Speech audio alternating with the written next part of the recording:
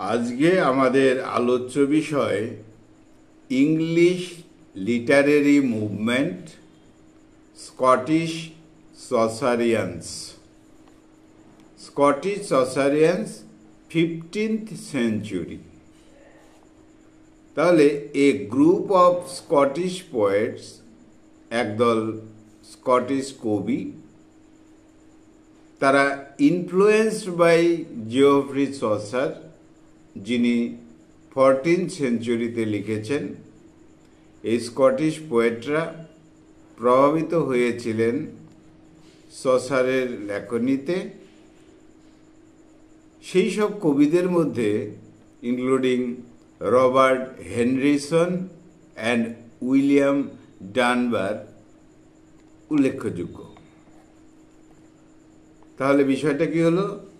English literary movement, সেখানে Scottish সসারিয়ানস বলা হয় একদল স্কটিশ কবিদের যারা চসারের লেখায় প্রভাবিত বা ইন্সপায়ার্ড হয়েছিলেন। তারা হলেন Robert Henryson, William Dunbar. They were well known for their narrative poetry, narrative কবিতা লিখতেন তারা, and use of middle Scots।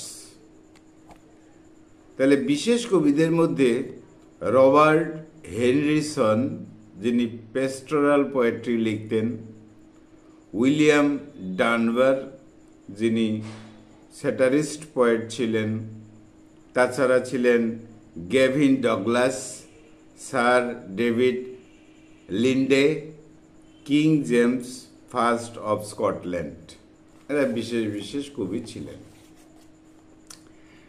তাহলে এই কবিরা, দ্য পোয়েটস অ্যাডমায়ার্ড, প্রশংসা করেছেন চসার্স মাস্টারি অফ ন্যারেটিভ পোয়েট্রিকে, use of rhyme and metre, and his blending of classical and courtly themes।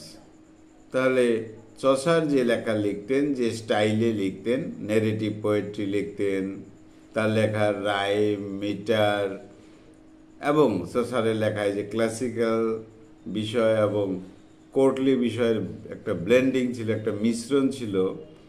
এইসব বিষয়কে ফলো করেই কিন্তু এই স্কটিশ সসারিয়ানস, এই কবিরা লেখা লিখতেন, অর্থাৎ Robert Henryson, William Dunbar, Gavin Douglas, sir David Linde, king James first, এরা এই যে মুভমেন্টটা ডেভেলপ করেছিল during a period of political stability in স্কটল্যান্ডের উপর বিশেষ করে।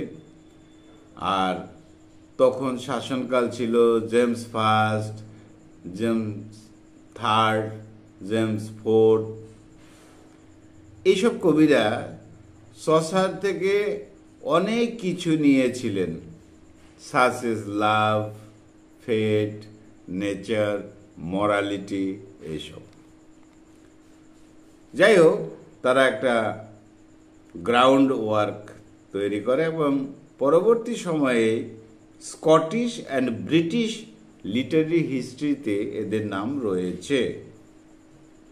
তাহলে এই ধরনের যে গ্রুপ, অর্থাৎ স্কটিশ সসারিয়ানস যে কবিদের গ্রুপ, তাদেরকে ইমিটেটর্স বলা চলে, অর্থাৎ অনুকরণ করতেন।